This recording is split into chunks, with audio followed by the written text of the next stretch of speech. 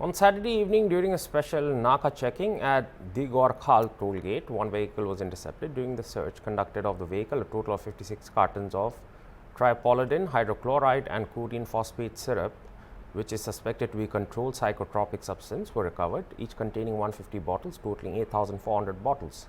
Each bottle was of 100 milliliters, making the total quantity to 8,40,000 milliliters. Two persons, Lal Chuan Fela and Matthew Zonun Mawia, both residents of Aizawl in Mizoram, have been apprehended in this connection. Further legal procedures are being initiated in the matter, and seized goods are worth ₹50 lakh in the black market, informed SSP Cachar Numal Mahat.